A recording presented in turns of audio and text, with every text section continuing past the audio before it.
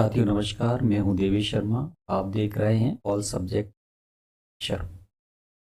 आज हम आपको बताएंगे कीबोर्ड क्लास 8 चैप्टर 2 कालज्ञो 12 मेरा। Zombie apocalypse.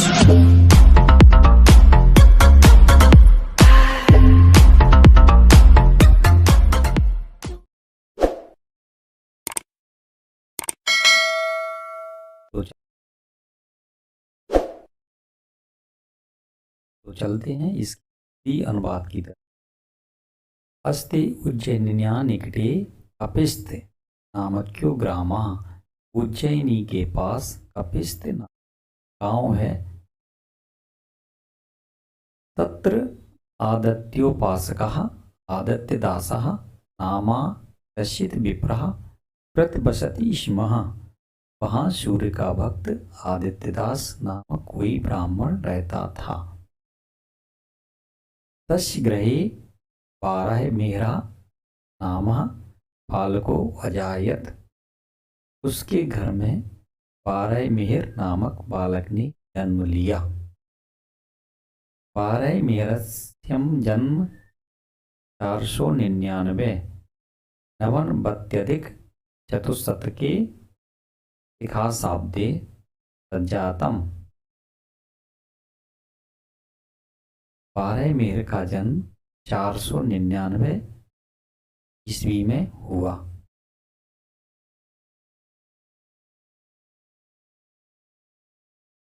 बालकः 12 मेहरा स्वकीय पित्रा एक ज्योतिषी विद्या मध्य गच्छत। बालक 12 मेहर ने अपने पिता से ही ज्योतिषी विद्या का अध्ययन किया तथा साहा पाटिलपुत्र नगरम कन्या सिद्ध खगोल शास्त्राज्ञात आर्यभट्टात् खगोल शास्त्रस्य अध्ययनम कृतवान। उसके पश्चात पाटलिपुत्र, जिसको पटना बोला जाता है, नगर जाकर प्रसिद्ध खगोल शास्त्री आर्यभट्ट से खगोल शास्त्र अर्थात आकाश मंडल का शास्त्र का अध्ययन किया।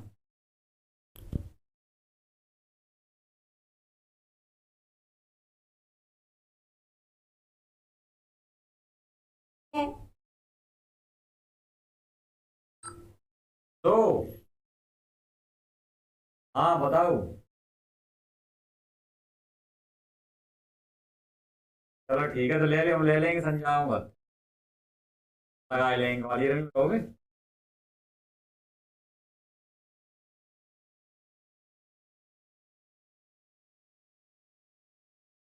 ले ले।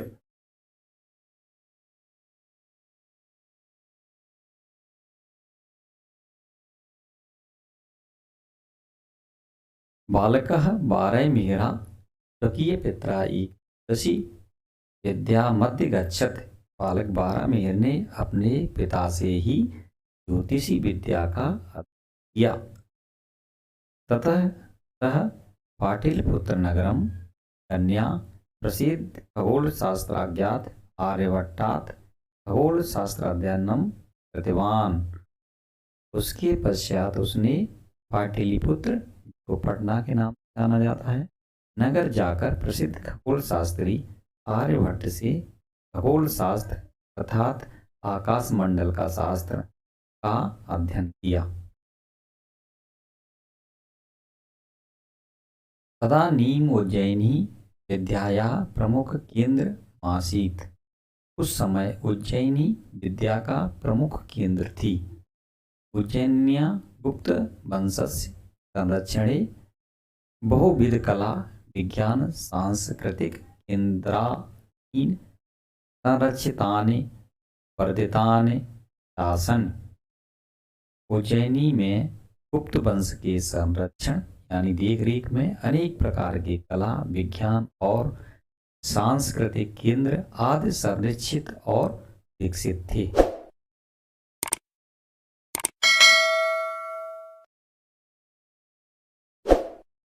अर्थ नाना दिग्देशभ्य वितज्य नानाम समागमा भवति स्म।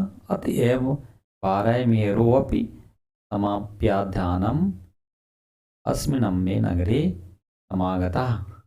यहाँ विभिन्न दिशाओं और दिशों से विद्वान लोगों का मेल होता था, इसलिए पारायमेर भी अध्ययन समाप्त करके इसी नगर में आ गए।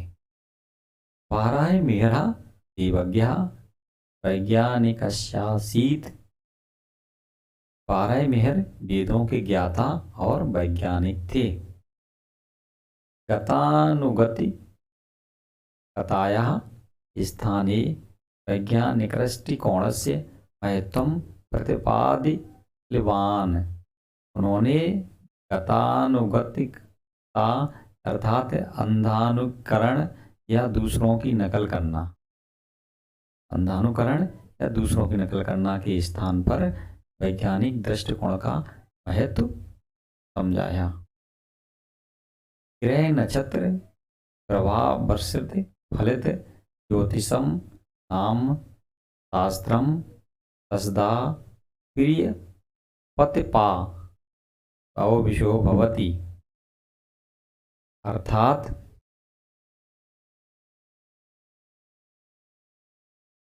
ग्रह नक्षत्रों के प्रभाव पर आधारित फलित ज्योतिषी यानी नक्षत्रों के अनुसार फल बताने वाली विद्या नामक शास्त्र उनका प्रिय प्रतिपादन किए जाने योग्य विषय हुआ। तेन कृता कालगणना प्रमाणिकी अस्ति। भारते फलित ज्योतिषस्य प्रथमः आचार्य पारायमेरः एव अस्ति, न तत्पूर्व फलित ज्योतिषस्य शास्त्रं प्राप्यते भारते। उनके द्वारा की गई काल की गणना प्रमाणिक है। भारत में फलित ज्योतिषों के प्रथम आचार्य पारायमेर ही हैं। एष एवं सर्वप्रथम प्रतिपादितवान् यत् चन्द्रस्य प्रकाशः द्विकीय नास्ति अपितु सः सूर्यस्य प्रकाशेन प्रकाशते। उनसे पहले भारत में फलित ज्योतिषी का शास्त्र प्राप्त नहीं होता। उन्होंने ही सबसे पहले समझाया कि चंद्रमा का प्रकाश अपना नहीं है, बल्कि वह सूर्य के प्रकाश से चमकता है। पारायमेरे बृहत्संहिता बृहज्जातकम पंच सिद्धांतिका ग्रंथा विरचिताः। एतेषु ग्रंथेषु खगोल विद्यायाः गूढ़तत्त्वानां प्रतिपादनमस्ति। पारायमेर ने बृहत् संहिता बृहज्जातकम और पंच सिद्धांतिका ग्रंथ रचे। एतेषु ग्रंथेषु खगोल विद्यायाः गूढ़तत्त्वानां प्रतिपादनमस्ति।